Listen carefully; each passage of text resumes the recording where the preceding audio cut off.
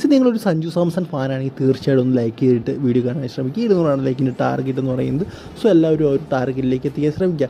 കഴിഞ്ഞ T20 world കപ്പിൽ സഞ്ജു സാംസൺ എന്ന് പറയുന്ന വിക്കറ്റ് കീപ്പറിന് പകരം രോഹിത് ശർമ്മ ഋഷഭ് പന്തിനെ എടുത്തപ്പോൾ ധാരാളം ചീത്തവിളികൾ അദ്ദേഹം കേട്ടിരുന്നു. എന്തിനാണ് ഋഷഭ് പന്തിനെ എടുത്തത്, അദ്ദേഹം ഇപ്പോൾ ഫോമിലല്ല എന്നൊക്കെ പറഞ്ഞുകൊണ്ട്. ബട്ട് രോഹിത് ശർമ്മ പറഞ്ഞു എനിക്ക് അദ്ദേഹത്തെ തന്നെ വേണം, എൻ്റെ ആ ഒരു ടീമിൽ ഋഷഭ് പന്തിനെ പോലൊരു ബാറ്റ്സ്മാൻ വളരെയധികം ഇമ്പോർട്ടൻ്റ് ആണെന്ന്. സോ എന്തായാലും ഇപ്പോൾ ഋഷഭ് പന്തിന് ചീത്തവിളികൾ കേട്ടുകൊണ്ടിരിക്കുകയാണ് അദ്ദേഹത്തിൻ്റെ എന്താ പറയുക LSG ടീമിലെ ഫോം നോക്കുമ്പോൾ. കാരണം കഴിഞ്ഞ 4 കളി കളിച്ചു അദ്ദേഹത്തിൻ്റെ ടോപ്പ് സ്കോർ എന്ന് പറയുന്നത് 15 റൺസാണ്. ഇതിൽ 2 വട്ടം അദ്ദേഹം ഡക്കിന് പുറത്തായിട്ടുണ്ട്, 2 റൺസ് കഴിഞ്ഞിട്ടുണ്ട്. സോ ഇതാണ് നമ്മുടെ LSG നായകൻ്റെ അവസ്ഥ. അതായത് ധോണി അതുപോലെ തന്നെ രോഹിത് ശർമ്മ പോലെ നെക്സ്റ്റ് ബിഗ് തിങ് എന്നൊക്കെ സഞ്ജീവ് ഗോയങ്ക വാഴ്ത്തിയൊരു പ്ലെയറാണ് ഋഷഭ് പന്ത്. സോ അദ്ദേഹത്തിൻ്റെ അവസ്ഥ ഇതാണ്. സോ എന്തായാലും ഋഷഭ് പന്താണ് പ്ലെയർ, എപ്പോൾ വേണമെങ്കിലും ഒരു തിരിച്ചുവരവ് നടത്താം.